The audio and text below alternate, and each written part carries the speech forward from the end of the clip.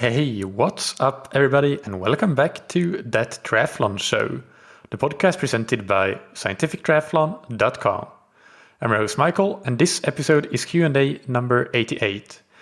In this week's Q&A, I'm co-hosting together with coach Lachlan Kieran, who you can find on scientifictriathlon.com on the coaching page and on the team page. That's where you'll find more about his background if you haven't heard the previous times that he's been on the podcast. You can also just put his name in the search bar on the website and you'll find those previous episodes to learn more about his background.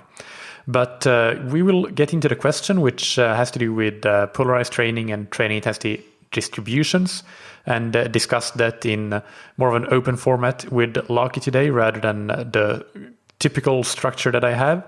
And I really hope that you can give us feedback on how you enjoy this format for the Q&A episodes after you've listened to this, because I would be more than happy to do more of these co-hosted podcasts, because personally I think that they are really great because you hear not just my perspective, but another coach's perspective as well. And we can discuss around some topics and give each other some ideas and thoughts, which can generate just better discussions and very multifaceted, answer to the questions. But we'll get into that after thanking our sponsors, Precision Hydration, that you can find on precisionhydration.com. Precision Hydration make electrolyte products that you can tailor to match your sweat rate. So depending on if you're a low, a moderate, or high sodium sweater, then that might determine what sort of electrolytes you should put in your fluids when you're training and racing. You can take their free online sweat test to get an idea of where you might fall. And also make sure to sign up for their newsletter, because there's tons of great content and great opportunities and offers there. Quite recently, for example, Precision Hydration has been offering one-on-one consultations with one of their team's experts. So that's obviously a fantastic opportunity for people that are on the newsletter to get a free consultation. And I'm not sure if they're running them anymore by the time that you hear this, but to not miss future offers like that, then just go and sign up for that newsletter. You can get 15% off your order of electrolytes with the promo code ThatTriathlonShow15 on precisionhydration.com. And a big thank you to Roka that you can find on roka.com. Just 20 minutes ago or so, as I was in the middle of preparing this recording, I got a delivery, and it was the Maverick X2 wetsuit, Roka's newest flagship wetsuit model. And I've got to send huge thanks to Roka. I do get this wetsuit for free. I'm really, really looking forward to trying it out in the open water, because I own the Maverick X wetsuit, the original flagship model from Roka, and it is an absolutely amazing wetsuit. And the Maverick X2 has taken that and improved it even further with even more buoyancy, a redesigned core to make better transfer of power from the hips to the shoulders, and to better propulsion in the water as a consequence. You can get the Maverick X2 or any other Roka products for 20% off with the promo code that you can get on roka.com/TTS. Now, without any further ado, here's the Q&A with myself and Coach Lachlan Kieran. So welcome to this week's Q&A, Lachie. It's great to have you co-hosting. How are you doing? Good, thank you, Michael. Thanks for having me back.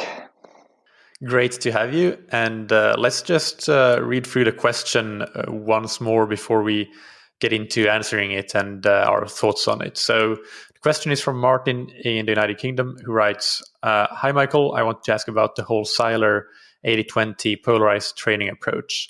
When it comes to triathlon, do you have to train each sport in the 80-20/90-10 distribution, or can the distribution be applied to total training time? For example, could you do all your easy training time in running and all your hard training in cycling? So let's start here with perhaps just giving some general thoughts around the polarized training and 80-20 training models. What do you think about this? What comes to mind? I think, number one, we kind of have to define what we're defining as low intensity and high intensity here. So to keep it as simple as possible, and certainly there's nuance within these zones that we can talk about a bit later, but I think we can both agree on a 3-zone model when we're talking about a polarized approach. So, zone 1 would be anything below aerobic threshold, and we would term that the low intensity, with the high intensity being zone 3 or anything above anaerobic threshold, and zone 2 falling between that. What are your thoughts on that?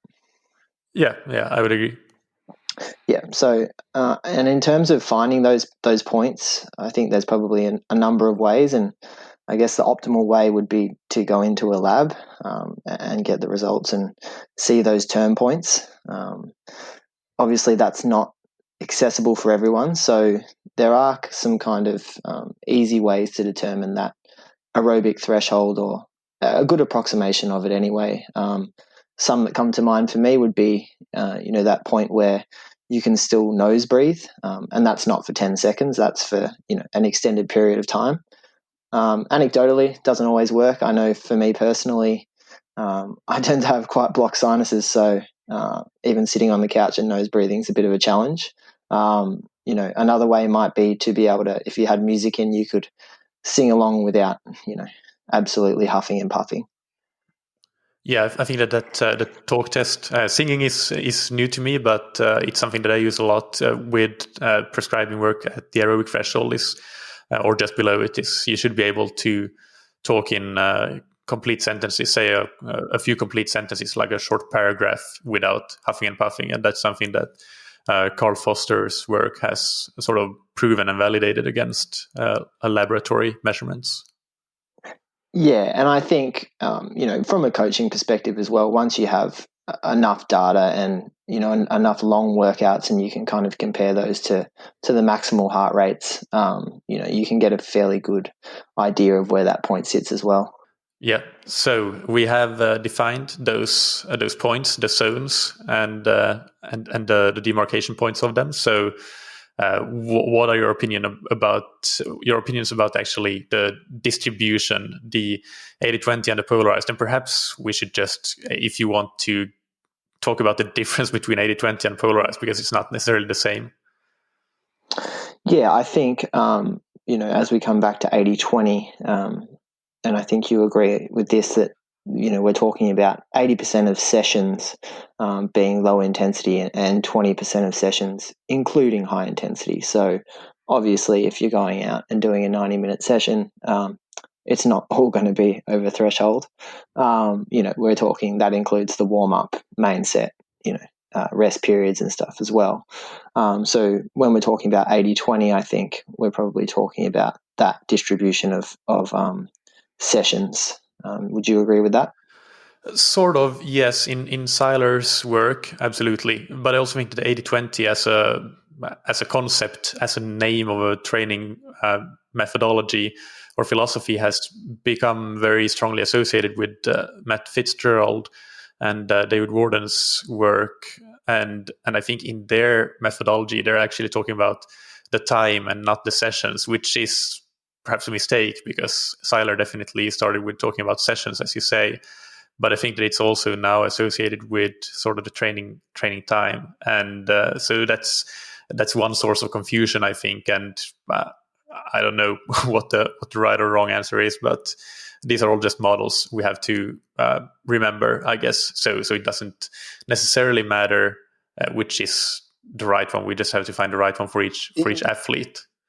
Exactly, and that's where, depending on your volume, right? Like an 80-20 split of sessions might also, end up being 80-20 in terms of time. It's just dependent on, if you're doing 30 hours a week, if you're doing 20% of that above threshold, that's obviously a lot of time. And I think we'd both agree that in that sense, it would probably be near impossible. Yeah. And so going, I'm just going to looking through my notes here and to keep us on track here. So when we have, whether we're talking about sessions or times, is the polarized training concept and the 80-20 something that what are the key points of it that you generally agree with? And are there any points that you are not necessarily in complete agreement with? Yeah, so I mean, coming back to where we just were, I probably lean, if I'm looking at this model towards, a time in zone approach, or and then if we go back to say Seiler's work there, and some of the studies that he references, it's probably something more like 90% of the time.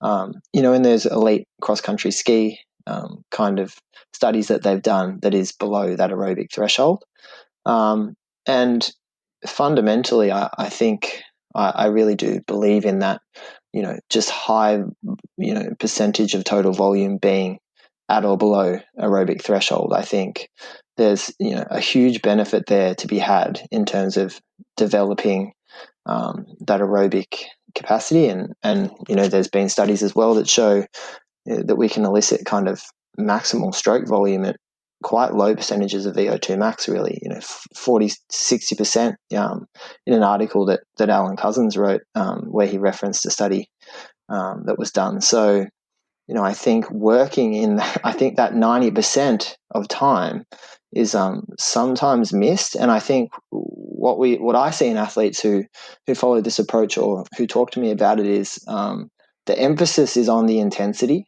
and that's almost seen as where all the gains are made, and that the 90% of time at low intensity is almost just facilitating that. But for me, I feel as though that's almost missing the forest for the trees. I think that time below aerobic threshold is actually critically important, and over the long term is what really leads to that development. And when it comes to that, so getting the most out of that 90%, do you have any special preferences for how you like to structure and prescribe that intensity? I'm talking about, for example, do you like a lot of that time to be fairly close to the aerobic threshold, so sort of we're talking mid to high zone 2, or is it really basically dependent on how much volume the athlete is doing, so how much energy they have to do the work, also obviously how strong an athlete they are. Somebody with a 400 watt FTP is going to be doing significantly less aerobic threshold work than somebody with a 200 watt FTP, and so on. What are your thoughts around structuring that low intensity work? Yeah, so this is where that nuance that I was talking about comes in a little bit. So, within zone 1 in a polarized model, we might have something like recovery, easy, and maybe, steady, or what we might call aerobic. So, that mid to top zone 2. And so, for athletes with, say, as you talked about, a really high FTP, those ranges in terms of wattage are actually quite large. And as you mentioned, if we're pushing to the top of zone 2 or aerobic threshold in, let's just say, an elite Ironman athlete who's at, say, 300 watts, just the cost of that is very high. We're looking at, let me just do some calculations here, but I think about 1,100 calories an hour or something like that, at 300 watts. So to be doing a lot of work there, it's very hard to fuel that output. So if we're sending an athlete out for 5 hours at 300 watts, to fuel that, even if they are burning a lot of fats, they're still also burning a lot of carbohydrates. And I think that over time, we have to consider that actually working significantly below aerobic threshold can be very beneficial, especially with athletes that have the time available to do so. Conversely to that, when we look at athletes that have a much lower FTP, those ranges become much more narrow. So perhaps we have, a little less room to move, I would say. But in that sense, maybe we just combine easy and steady, or aerobic, as we call it, into more of one zone. Yeah, I completely agree with that, and I think actually, if we were talking about cycling here and FTP, but this becomes even more important when we're talking about running, because of the impact forces that somebody who is a very fast runner with an LT1 of 345 or aerobic threshold of 345 per kilometer or something, like if they go out and run at that pace for a lot of their runs, then they're pretty quickly going to run into a very significant risk of injuries. and the load is just going to be so much bigger on the musculoskeletal system, even if they don't have actual injuries, but just because of the eccentric work that is done and so on. So that's where having different ranges for depending on the different ability levels becomes even more important, because you don't have just the metabolic side, but you also have the musculoskeletal side to take into account. Totally, and I think that's also where, for the most part, I mean, there are exceptions to this, but I tend to work in terms of prescription much more on a time prescription as opposed to, say, distance. And especially in running. I mean, obviously in cycling as well. Swimming, that's a different story. We probably would usually use distance prescription, but for the other two, often for me, it's done on time. Yeah. So one point that I want your opinion on when it comes to polarized training or 80-20 is that's where we have a difference. For example, when we're looking at especially the original research by Seiler and the 80-20 as popularized in books by Matt Fitzgerald and David Warden, is that polarized refers to not just having that high volume at low intensity, but then the time that you have that you spend that is not low intensity tends to skew towards the high intensity rather than the moderate. That's where the word polarized comes from. Whereas 80-20 doesn't really take into account, or it doesn't really discriminate that much between where you spend the time of training that is not spent in the low intensity zone. It can be the moderate intensity training, or it can be the high intensity training, however you see fit, or whatever your coach prescribes to you, or that sort of thing. So they are slightly different there, and I think that's also a misconception that we have sometimes, that people don't remember that polarized actually refers to having that sort of skew towards high intensity. And how do you feel about that? Yeah, no, I tend to agree with you on that front. Again, coming back to some of these studies of elite athletes who are doing, high volume, we're talking 20 to 30 hours a week. What we see is that, yes, that 90% is certainly below that aerobic threshold or low intensity. And I think what I've kind of seen is, and, this is coming back to some of Stephen Seiler's presentations as well, is that similar to what you're talking about, actually, there is still some work there, or time in zone, in that threshold or zone 2 range, as well as time, above threshold.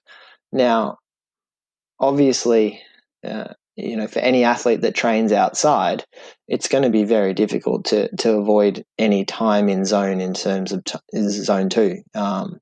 Simply by going out and riding with any hills, you're probably going to get some time across all 3 zones there. So in terms of being extremely strict about it, I think that's very difficult. I also think that, as I mentioned before, I think that 90% of time in zone is probably where a lot of the benefits come. And that high intensity or work above, anaerobic threshold, for me is much more the icing on the cake, so to speak, but certainly valuable. And if we're doing a specific block of intensity and looking at a polarized approach, then yes, I am probably looking to keep that work above threshold or anaerobic thresholds. Yeah.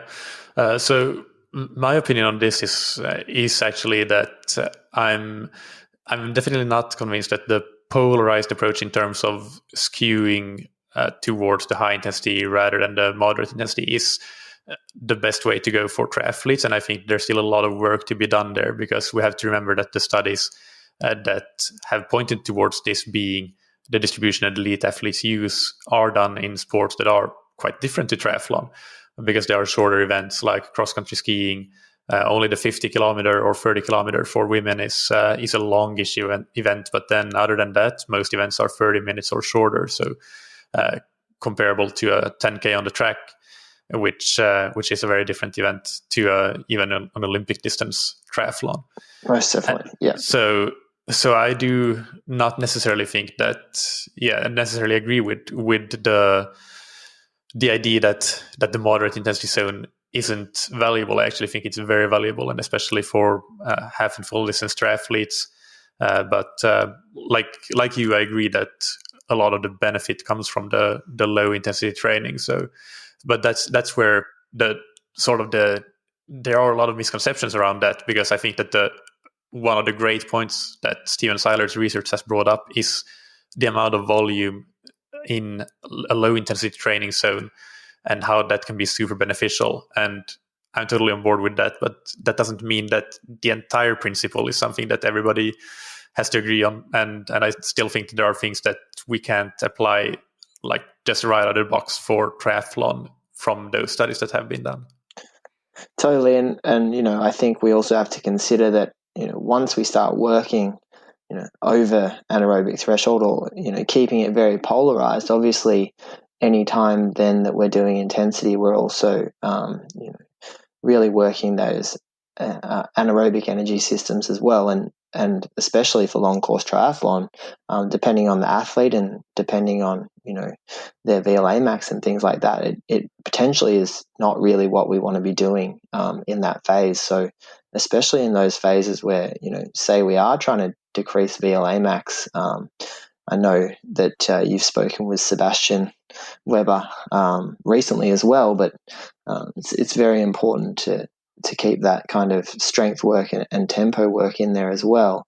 And I know you and I have both seen success with that with athletes. So to dismiss it would probably not be the right thing to do. Yeah, definitely. And I think personally in the last year or two, I've more and more been skewing the training that is not low intensity has gone from being slightly more polarized, not completely polarized, but maybe a 50-50 split or so. And now I'm actually more and more prescribing that mid-zone work and seeing really good success with that, and decreasing the amount of high intensity training that I prescribe.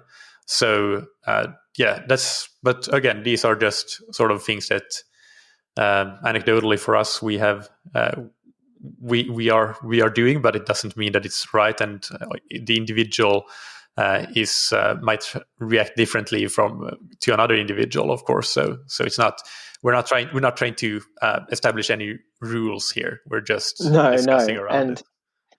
Yeah, and I mean, for me, purely from where I sit when I'm prescribing training, and my mindset is that more or less anything over aerobic threshold is what I consider intensity when I'm, thinking about how we're moving into the next block or next week or whatever it is. But, I know the interview that you did with, I think it was it Chris? David Bishop. He spoke about potentially including some of that tempo work as low intensity as well. So there's certainly different approaches to that as well. Yeah, and that's an interview that stuck with me, and that specific comment that he made, I've actually applied that in my coaching, and I do find that it's true, because if I count the tempo work as the sort of the high intensity, first of all, I totally agree that that's a good way to view it, like not view it as free zones, but just view it as low intensity and anything that's not low intensity, and that's more going towards the Matt Fitzgerald model, where it's the 80-20 versus the polarized model. You don't necessarily need to discriminate between the moderate intensity and the high intensity. But then the David Bishop comment, actually, that's something that I've noticed, that if I prescribe tempo work, I definitely can prescribe more of that quote unquote not low intensity work than if I prescribe that non-low intensity work as threshold or definitely high intensity interval VO2 max work. So, which seems to be beneficial in terms of the athlete response, because they can just get in some good high aerobic work, but they can do more of that and just collect good time in zone, which is one of the concepts that Seiler himself talks about a lot, collecting minutes at like good outputs. So good outputs, of course, can really depend on the context again, but that's something that has stuck with me, the David Bishop comment. Totally. I thought it was a great interview. And I mean, at risk of making this episode a little bit longer, I think one last thing I'd like to touch on before we move on is that, even within, that quote unquote low intensity, we can actually play around with, especially on the bike anyway, we can play around with cadence to kind of get some slightly different stimulus as well. So, using torque is very valuable. Yes, absolutely. No, that's something that I also rely on very much even within that low intensity work. So let's get to the question then. So the question here is: does the distribution of time in zone here, low intensity, moderate, high intensity, does that apply to the entire triathlon program, or does it need to be applied to each specific discipline? Thoughts on that? So I think the first place to start here is swimming. I think for a lot of people, actually swimming below aerobic threshold is probably a very hard thing to do. And again, it's a hard thing to even actually really know where that might sit in terms of feel. So when it comes to swimming, I think we also can understand that it's essentially no impact. And I think what you see, though, is a lot of swim programs with a lot of high intensity relative to an athlete's, threshold. It's a lot of work over threshold and often very short rest periods. And I think what we've seen, I've seen it certainly, is with the lack of swimming in the last kind of, for my athletes, probably a couple months, it's probably actually allowed them to do a bit more on the bike and run. And I think that they've realized that potentially, especially athletes that were doing a lot of their swimming with squad or squad environments, that they're kind of missing that longer aerobic work. I don't know if you found that with your athletes as well. Missing the longer aerobic work in terms of aerobic work that they get from swimming, or? Oh, no, just in terms of swimming, actually doing some quote unquote low intensity swimming. I found some of my athletes kind of realized that pretty much every time they swam, it was, as hard as they could for most of the session. Oh, so you're saying that now some of them can swim at the moment, but they're swimming on their own, so not in the squad, and they're benefiting. Yeah, and especially open water as well. Got it. Yeah. Okay.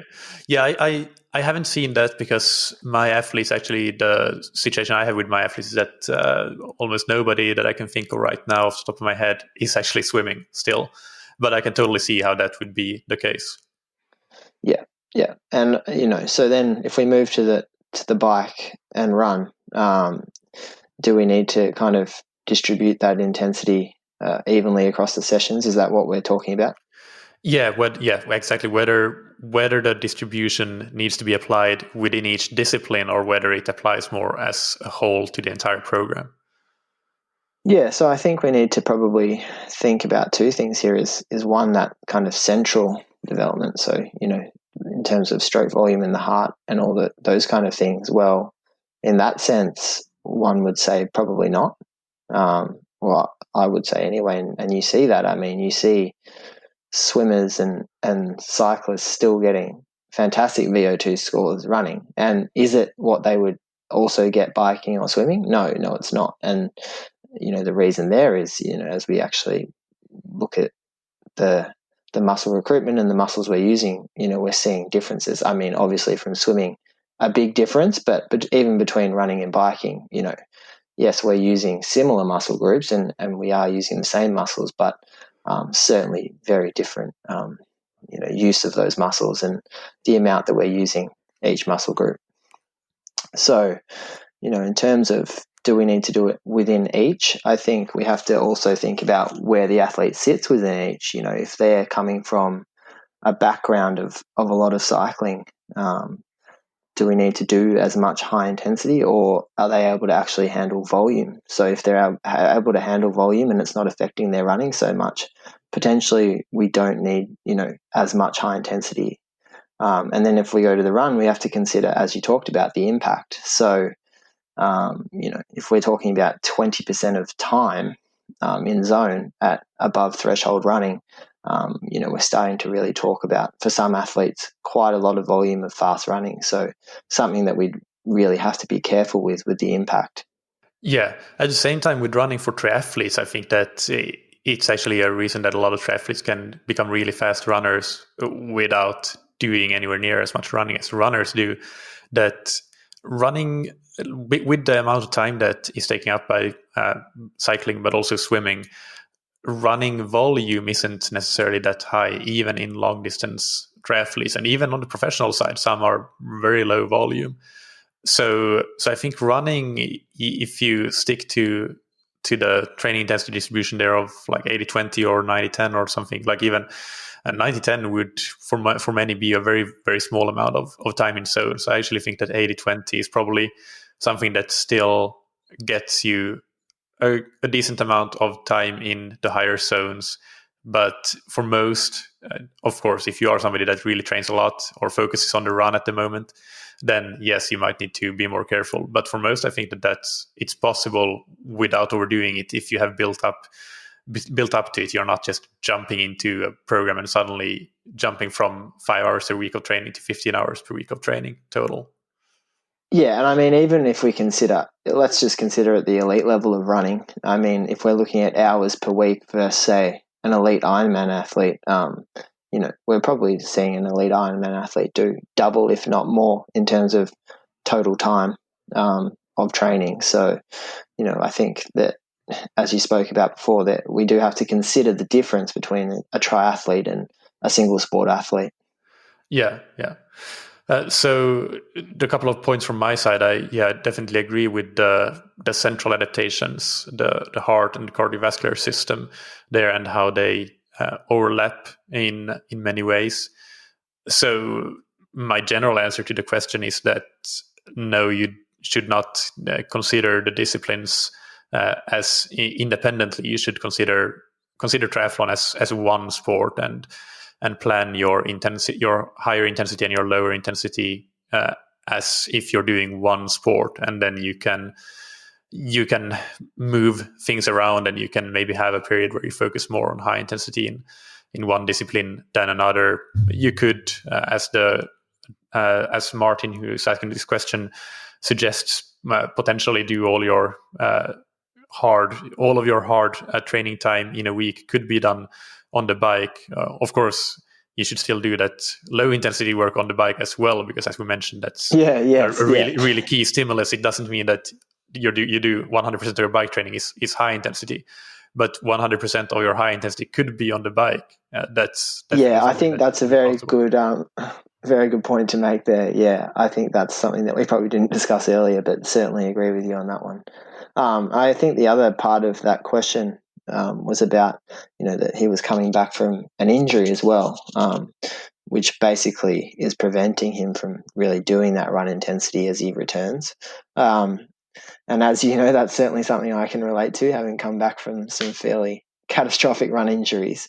And I've found, just completely anecdotally, that doing, most of, if not all, bar, say, some strides or some pickups of my running, well below Ironman heart rate, so well below aerobic threshold, has been extremely beneficial for me coming back from a fractured navicular and subsequent surgery. I think that it's been a process, but just watching that pace, we're talking 15 beats, 20 beats below aerobic threshold, but seeing the pace at that heart rate just increase, and it's not something that happens in weeks. This is something that's taken months, and we're looking at kind of 6 months now. It's a slow process, but you see that happens, and you see that does transfer really well as you move up the heart rates as well. Yeah, and that's definitely a good example of when it might make sense to really limit or eliminate intensity in one discipline, and you can do more potentially on the swim and the bike. Absolutely. I think that one actual key point that I want to point out from my side, at least, I really don't. I mean, I do track the training intensity distribution and look at the percentages a little bit, but I'm pretty suspicious of it, because I think that that retaining data integrity is super difficult. Like you will have workouts. I have like every single week there are a couple of athletes that have some sort of issues with their data. It's one power pedal isn't working, so even though they're doing threshold works, it's registering as a recovery ride or that sort of thing. And that happens all the time. So I just think that it's very difficult to accurately track these things, which means that I don't really want to rely on having given percentages that this is the percentage that works and this is a percentage that doesn't work, because inevitably we will fail to reach that because of the difficulty in acquiring really good data day in, day out for months and years of time. At some point, something will get messed up, and then the tracking will basically be rubbish. So for me, I prefer an approach where actually I find a weekly pattern, and this is something that we discussed, I think, in the base training episode we did a while back. Like a weekly structure that the athlete can do week in, week out, essentially, and then it doesn't really matter too much what the intensity distribution is. But if it's something that they can do, they can keep the high quality work high quality. They don't get too tired. They don't get too fatigued. Then that's something that is sustainable and that we can repeat. And then we can maybe do some small changes, gradual changes from there if we feel that that's needed. But establishing that baseline to me is more important than establishing what the correct training intensity distribution in terms of percentages would be. Oh, I couldn't agree more. And I think your key word there is gradual. We're making small changes week to week here. And some weeks it might not even be any change, just hitting what we might call a basic week consistently over a long period of time. It's just unbeatable. I think it's been shown time and time again, and you see a lot of these studies on elite level athletes is volume throughout the year potentially comes down a bit during the competition phase, but again that's probably dependent on how much they're racing. For say a triathlete who's only racing 3 or 4 times a year, that reduction in volume might be quite sharp for a shorter period of time, as opposed to a cyclist that's racing twice a week in crits for 3 months a year. It's very different. But, I think that having that consistent volume for a long period of time through the year is absolutely critical. Yeah. And I agree. Just coming back to, sorry, I just wanted to mention on that point you meant with the data integrity as well. Like, for instance, if you send an athlete out on a recovery ride and they live somewhere where it's inevitable to go up hills, I'm really not expecting them to get off their bike and walk because they can't, stay below aerobic threshold because the hill's too steep. I think, we also have to be practical sometimes as well. Yeah, I think session RPE is great. That is something that I track, and that is something where I think that I can really get good data integrity if the athlete rates all of their sessions, which isn't a difficult thing to do. It's just a habit. And then I have in WKO, which syncs to Training Peaks, I have a histogram of the session RPE of my athletes. So I can look back at, for example, the last 30 days of training or the last 90 days or whatever it is, and see, well, how many sessions did they rate as a 1 out of 10, 2 out of 10, 3 out of 10, and so on and so forth. And that gives me a better idea, I would say, of how hard they're training and their training intensity distribution than any of the other histograms, which are power histograms, heart rate histograms, and so on. Yeah, I think that is great. And I think potentially you and I maybe stray in terms of RPE as to what is low intensity. Maybe we stray by about 1. I think you usually say a 4 out of 10, whereas sometimes I might bump it up to a 5. But I think we're fairly similar on that perspective as well. Yeah, definitely. And for some low, like for example, I had some advanced athletes I might send out for a 4-hour ride where 2.5 hours of that is at LT1. And if they're a good cyclist, that's going to be a pretty hard ride. So the RPE might be a 6 out of 10. It still goes into sort of a siler low intensity workout. But that workout I might actually, in my mind, consider a pretty solid, at least moderate workout, because of the way that it will feel. And so that's again, it just goes to show that how you riding at LT1 in the 4th hour ride is very different than doing it in the first hour or 1 hour ride, and also Absolutely. again depending on how fit you are. Yeah, I mean, I had an athlete do a virtual Everesting last weekend, and it's like, by hour 10, I think we can safely assume that even though it's below LT1, we're probably not looking at a 3 or 4 out of 10. Yeah.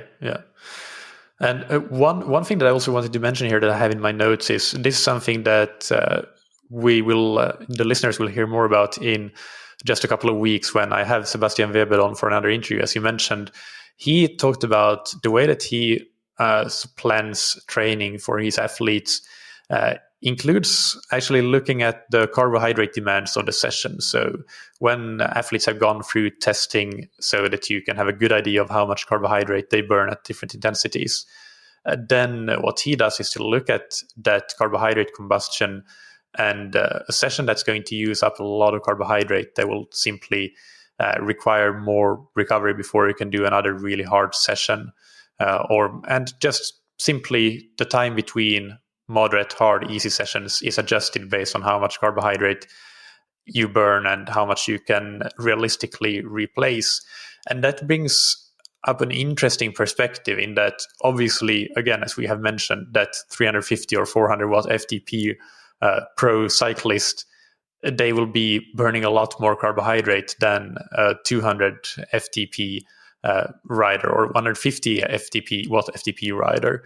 So I do think that there's actually quite an interesting aspect of potential adjustment there in training, that the less fit athletes definitely can, I would say, get away with doing a lot more moderate to high intensity training.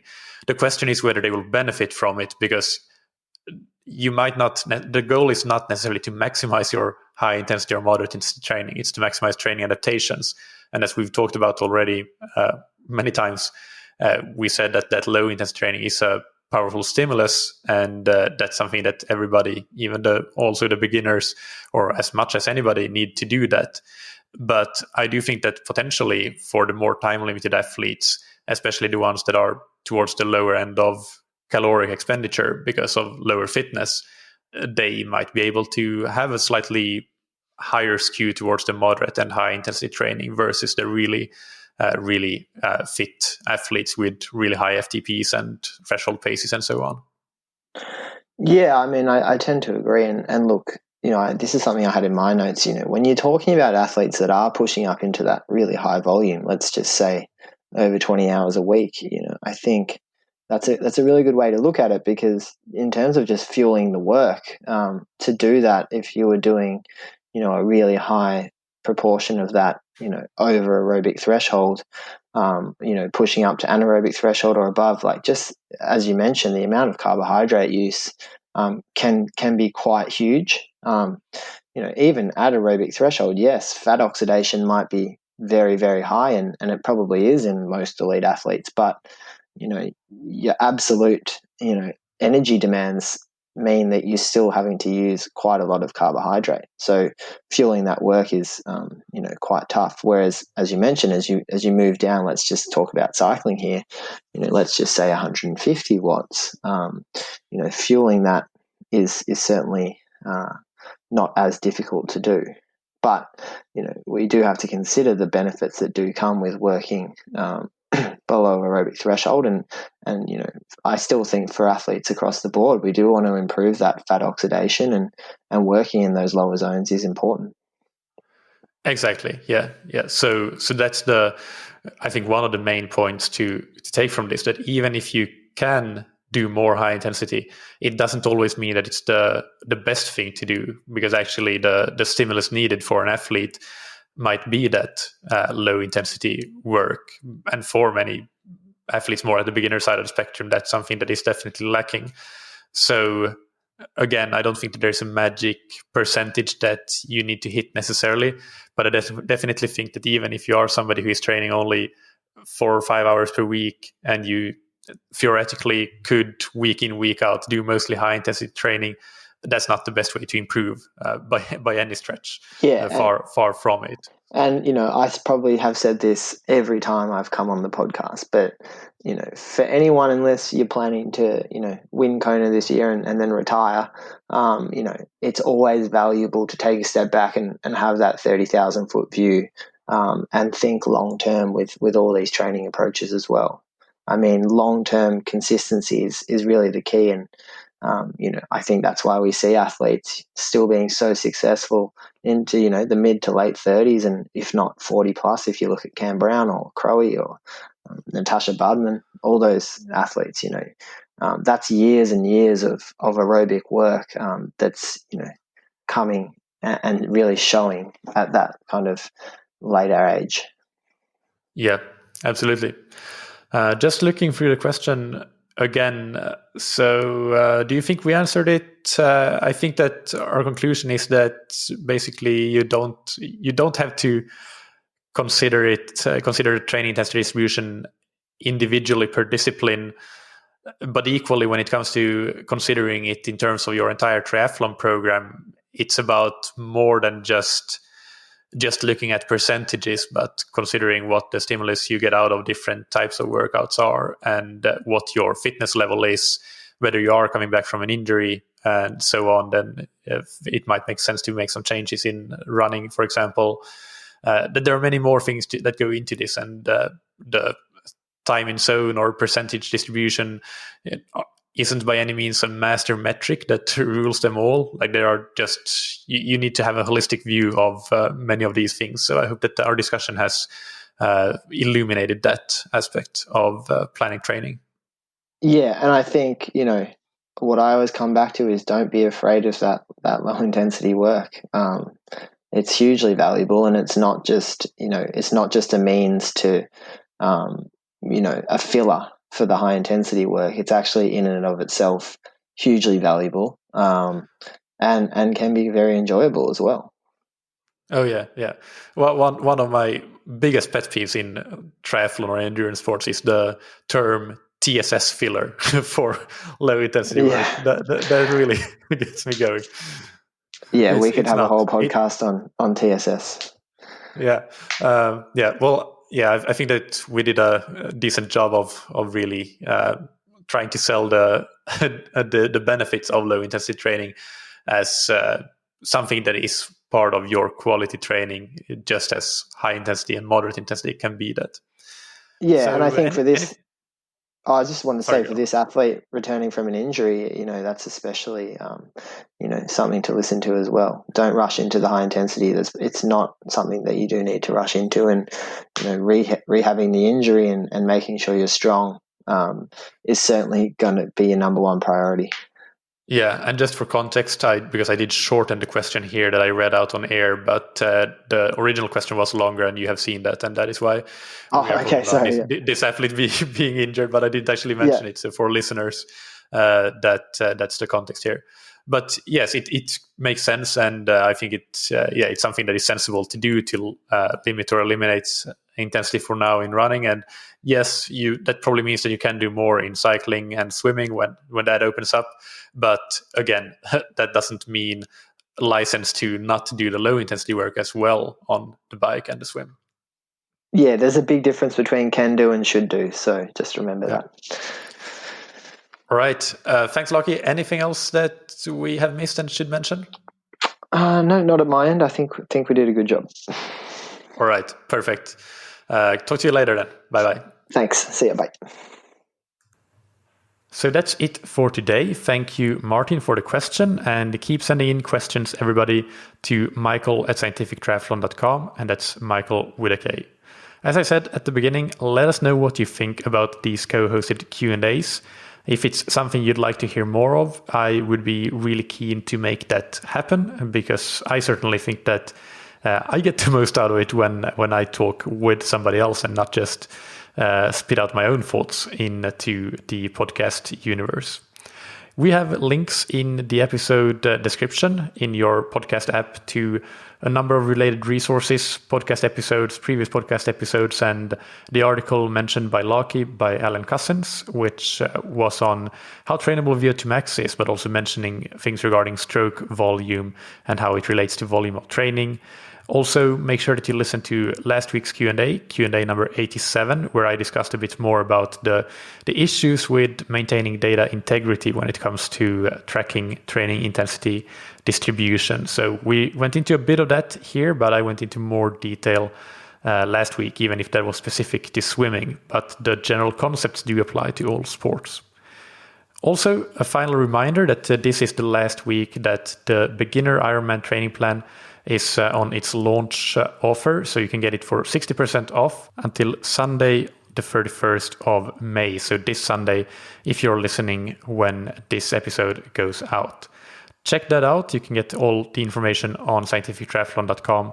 Click through to the training plans page. And if you need even more information, then just email me, michael@scientifictriathlon.com. Big thanks to our sponsors, Precision Hydration, that you can find on precisionhydration.com. Go and get a free hydration plan and use the promo code ThatTriathlonShow15 to get 15% off your electrolyte order. And thank you to Roka, that you can find on roka.com. Check out their wetsuits, tri-suits, swim skins, goggles, high-performance eyewear, and prescription glasses and sunglasses, and get 20% off your order on roka.com/TTS.